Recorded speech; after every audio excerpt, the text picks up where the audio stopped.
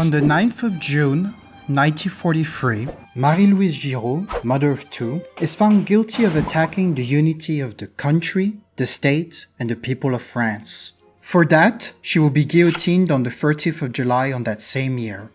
Her crimes? Performing abortions.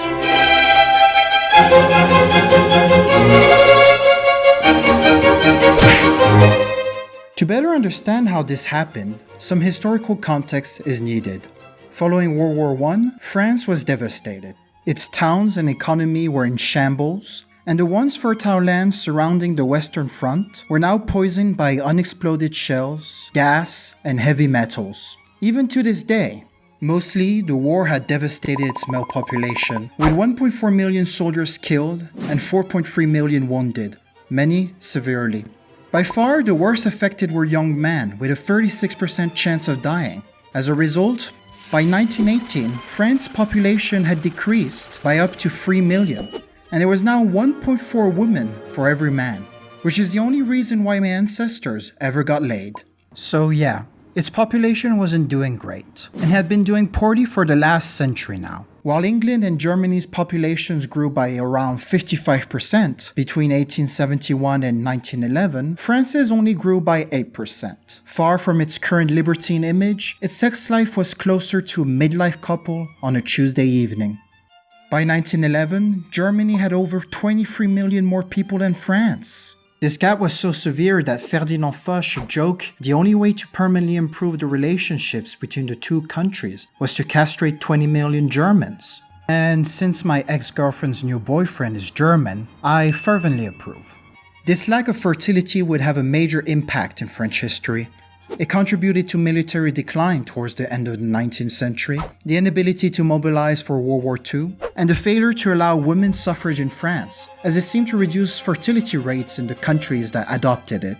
In 1896, following 4 years where national deaths surpassed births, the Alliance for the Growth of the French Population was created.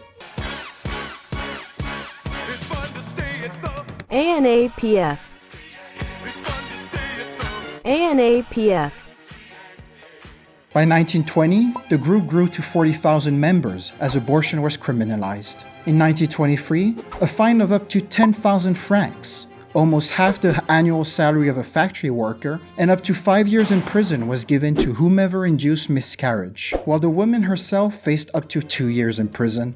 Following Nazi occupation in 1940, the situation only worsens.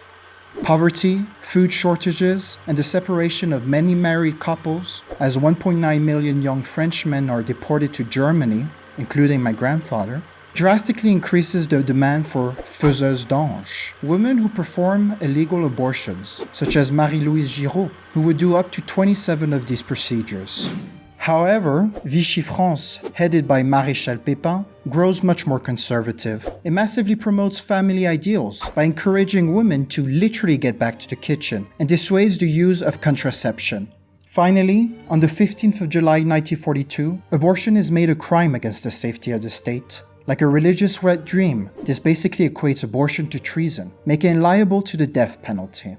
Despite 4,000 men and women charged with such crimes between 1942 and 1944, Giraud would be one of the only two executed for it, the other being a man, Désiré Piauget. Their names would be largely forgotten from history, overshadowed by the many horrors of this war. I hope you enjoyed this short video. If you did, please consider leaving a like, sharing, and subscribing.